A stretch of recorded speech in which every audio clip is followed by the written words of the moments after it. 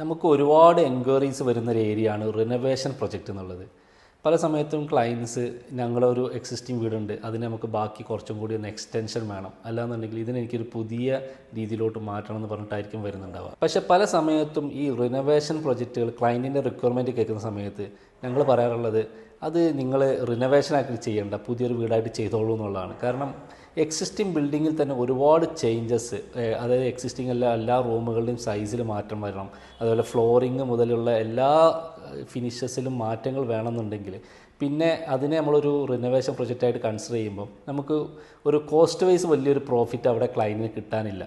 അതേ സമയത്ത് ആ എക്സിസ്റ്റിംഗ് ബിൽഡിങ്ങിനെ നിലനിർത്തുന്നതുകൊണ്ട് തന്നെ നമ്മുടെ പ്ലാനിങ്ങിൽ നമുക്ക് വരുന്ന പല കൺസ്ട്രെയിൻസും വെച്ചുകൊണ്ടായിരിക്കും നമ്മൾ ചെയ്യുന്നുണ്ടാവുക. അതേ സമയത്ത് എക്സിസ്റ്റിംഗ് ബിൽഡിങ്ങിനെ അവിടെ നിലനിർത്തിക്കൊണ്ട് തന്നെ നമുക്ക് എക്സ്റ്റൻഷൻസ് ആണ് വരുന്നത്.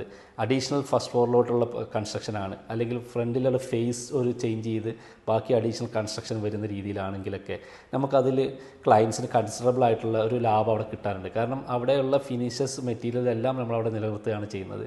അഡീഷണൽ പിന്നെ നമുക്ക് ചിലപ്പോൾ ഇൻറ്റീരിയറിലോട്ടോ പെയിൻറ്റിങ്ങിലോട്ടൊക്കെ ആയിരിക്കും ഒരു ഇൻവെസ്റ്റ്മെൻറ്റ് വേണ്ടി വരിക. അപ്പം ആ ഒരു കേസിൽ നമുക്ക് ആ ഒരു റിനോവേഷൻ എന്നുള്ളത് ക്ലയൻറ്റിനെ സംബന്ധിച്ചിടത്തോളം ഒരു പ്രോഫിറ്റബിൾ ബിസിനസ്സായിട്ടാണ് കാണാറുള്ളത്.